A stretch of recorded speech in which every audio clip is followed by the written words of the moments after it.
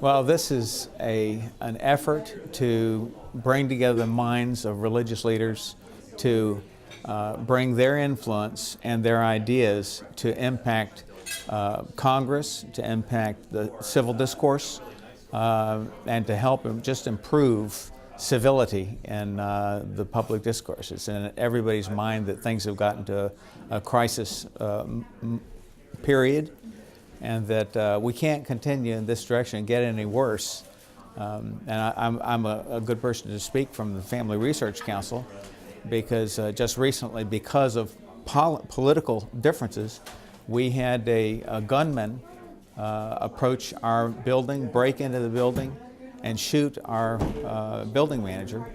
And when he was arrested, he admitted to the police that his intention was to kill as many people as he could at the Family Research Council, because his agenda was different than ours. He succumbed to the idea of hate and went off the deep end. And other people are doing that across this country. And so we've got to, as clergymen, we have got to bring to bear our influence to change the public discourse. And that's what this is all about. I think that God really wants democracy to work. And that's going to require that some of us come with the conviction of our hearts on many issues, but find a way to live together even so. That's within a larger context of my understanding of the creation as one and God's call to us to respect each person as a child of God. So we're related to each other, like it or not. We better figure out how to work it out together.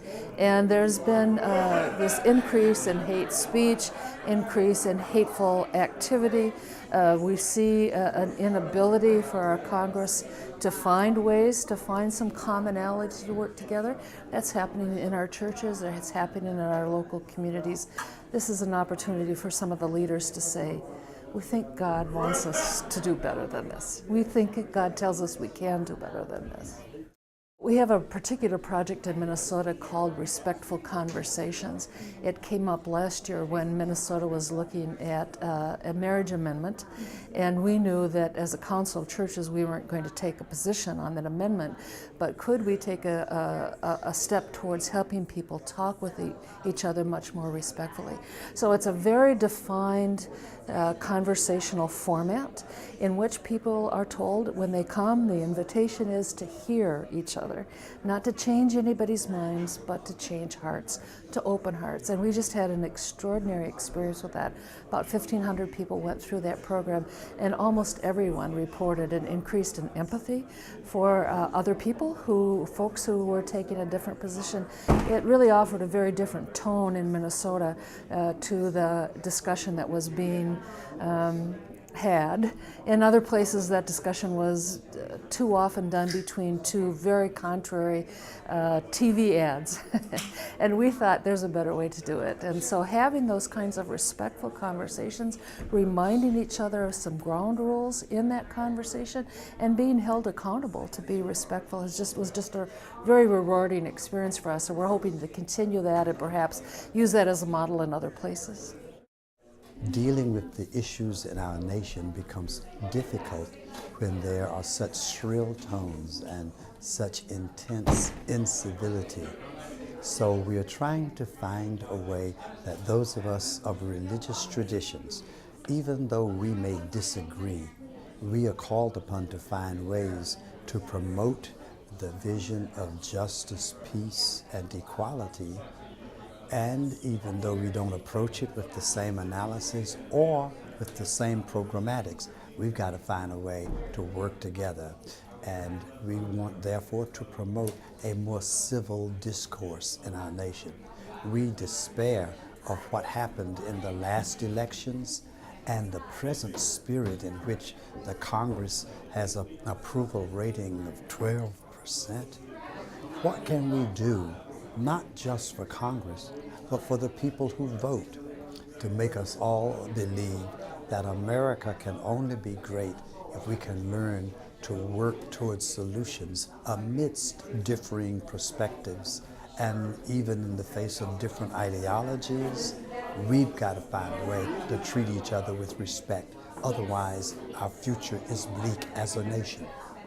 We're learning to know each other, because when you can put a name and a face together, then you are less likely to demonize the organization that we represent.